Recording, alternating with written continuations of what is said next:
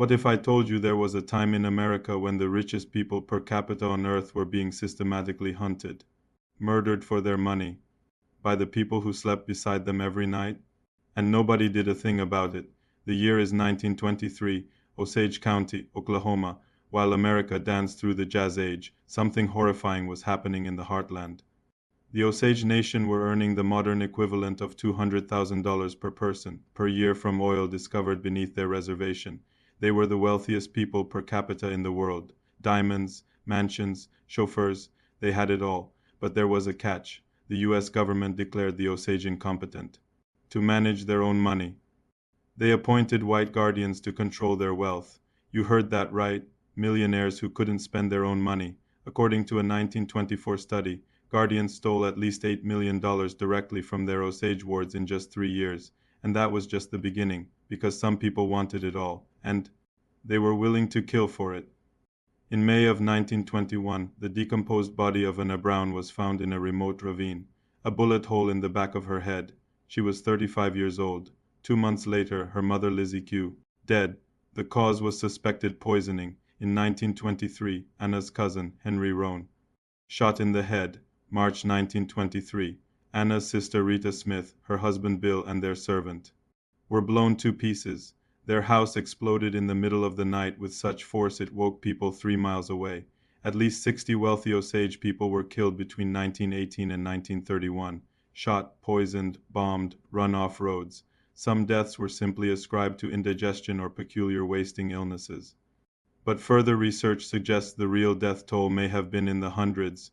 Newspapers called it the Reign of Terror, but here's the truly sickening part. The killers weren't strangers. Meet William K. Hale, rancher, businessman, philanthropist, the self-proclaimed king of the Osage Hills. The Osage called him their friend. He attended their ceremonies. He loaned them money. He called himself their protector. He was also orchestrating their murder. Hale masterminded a scheme where he urged his nephew, Ernest Burkhart, to marry Molly Kyle, a full-blooded Osage woman. Then, they started killing her family, one by one. Ernest wasn't just complicit. He was poisoning his own wife, Molly, slowly, deliberately bringing her medicine for the headaches he was causing. He was waiting for her to die, so he could inherit everything. But Hale wasn't working alone. He hired hitmen. He bribed lawmen. He forged wills. When the Osage hired private investigators, Hale had them killed too, and the local authorities. They were either on Hale's payroll or too terrified to act.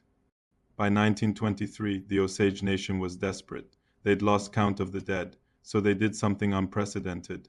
They asked the U.S. government to send federal agents to investigate. The newly appointed director of the Bureau of Investigation, a man named J. Edgar Hoover, saw an opportunity. His agency was barely known, barely respected. This would become the FBI's first major criminal investigation. Hoover sent former Texas Ranger Tom White and a team of undercover agents. They posed as insurance salesmen, cattle buyers, even herbal doctors. Slowly, carefully, they gained the Osage's trust. They started connecting the dots, and every thread led back to one man, William K. Hale.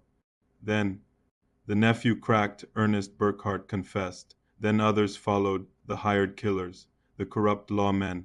The whole conspiracy unraveled. In 1926, Ernest Burkhart was convicted and sentenced to life in prison.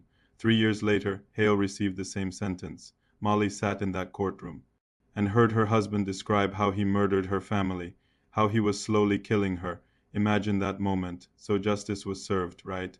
Evil was punished? Not exactly. William Hale served only 18 years before being paroled in 1947. Ernest Burkhart, same. In 1966, he was even granted a full pardon by the governor of Oklahoma. 18 years for orchestrating the deaths of dozens of people and the dozens of other deaths. Most were never solved. The other conspirators never charged. Today, approximately 26% of Osage headrights remain in non-Osage hands, stolen through murder, fraud, and manipulation a century ago. But here's what William K. Hale didn't count on. The Osage Nation survived. They're still here, still fighting, still demanding their story be told. Molly divorced Ernest. She remarried an Osage man. She lived another 22 years and never spoke publicly about what happened. But her silence spoke volumes, because sometimes survival is the greatest act of defiance. This wasn't just a crime. This was genocide motivated by greed. This was America at its most brutal, and for decades.